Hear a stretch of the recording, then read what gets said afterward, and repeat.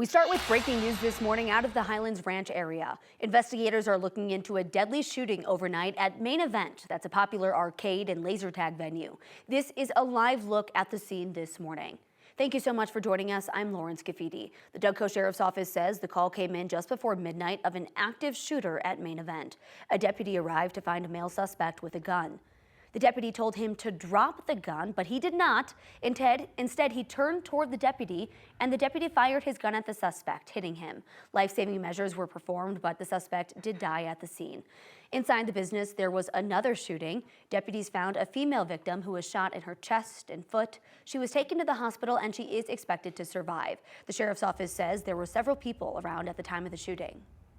There's video games, there's bowling, there's a lot of events, birthday parties here. There's a lot of events that happen here.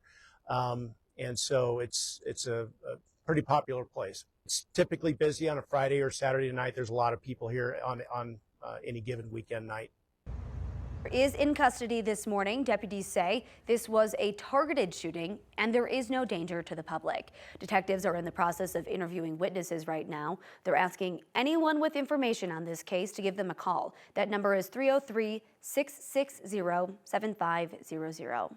Turning now to the weather, taking a live look outside, and it is our Super Bowl Sunday. Happy Super Bowl Sunday to you. Let's check in with Weather Impact Team meteorologist Chris Spears. Chris, who you got? Who you rooting for? I'm going to go for the Eagles, only because I know the Chiefs are such a rival for us. So. Okay, yeah. All right, good deal. That'll be my pick. All right. For you. Yes.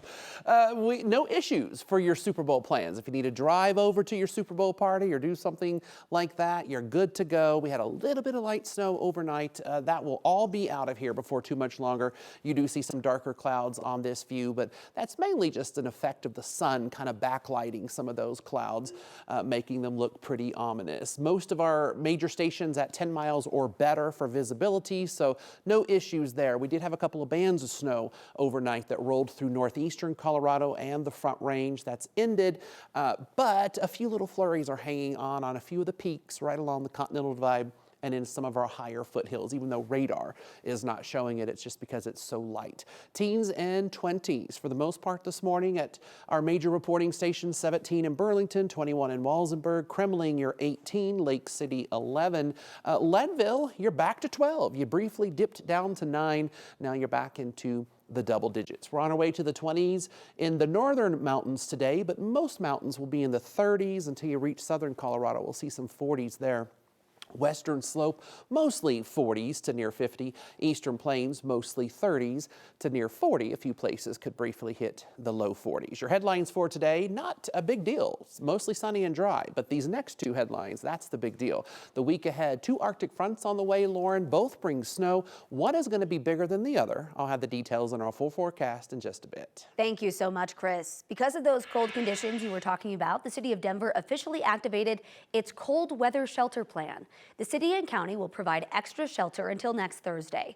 Single adults should head over to the Denver Rescue Mission or Samaritan House on Lawrence Street. Families with kids can head over to Urban Peak on South Oklahoma Street. A deadly crime spree across Adams County ended with a deputy shooting and killing the man law enforcement was chasing after. Brighton police tell us that he killed a family member, then carjacked someone else as he tried to get away. Police say this started with reports of an assault on North 11th Avenue. The suspect killed an elderly relative, then fled the scene. One other family member reported that the suspect was acting erratically. Thornton police were then called to a crash involving the suspect's vehicle. A passerby stopped to assist in that crash, and he was carjacked by the suspect.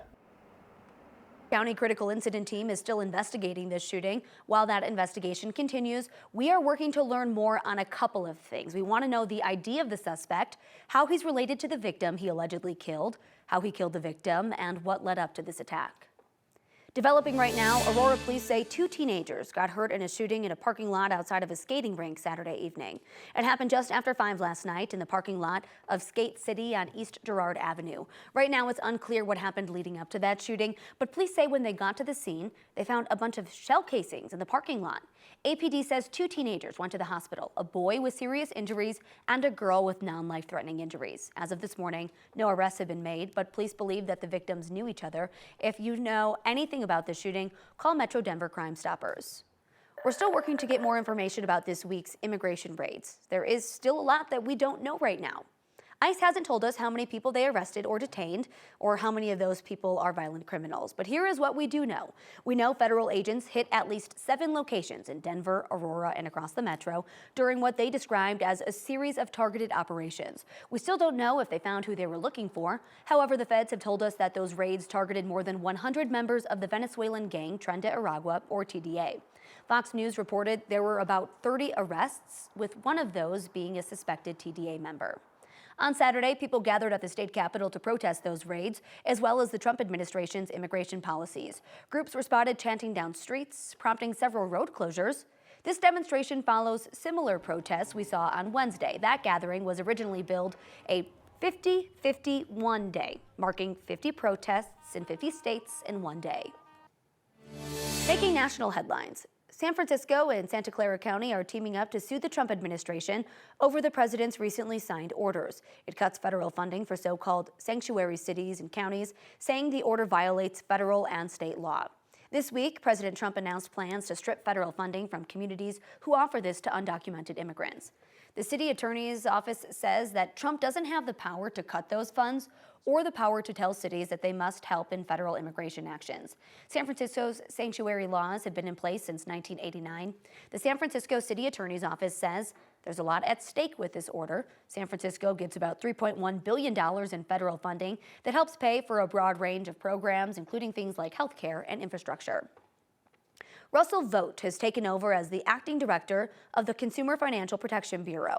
One of his first acts was to order employees at the Consumer Watchdog to stop virtually all work. Vogt sent an email Saturday night with the order to stop nearly all work, including fighting financial abuse. In practice, this means that the nation's top consumer financial watchdog is prevented from providing oversight over big banks, payday lenders, and other financial institutions that could be hurting consumers. This new order from Vogt goes a step further than the one sent by Treasury Secretary before on February 3rd that ordered the CFPB to stop using rules, suspend rules not yet issued, and stop making court filings other than to see a pause. NASA's chief is addressing what appears to be a sense of uneasiness at the space agency. Acting NASA Administrator Janet Petro was behind an email to staff acknowledging this apprehension. She encouraged workers upset about changes to hiring practices and the abandonment of diversity, equity, and inclusion, or DEI, to look for support. NASA recently stopped employees from adding pronouns to their email names, instituted a return to office mandate, and made sweeping buyout offers. Petro is encouraging workers to embrace the philosophy of Elon Musk's Doge to maximize efficiencies. Another issue not lost on some members of Congress is the conflict of interest associated with Musk influencing NASA. He's the CEO of SpaceX, which holds billions of dollars worth of contracts with the agency.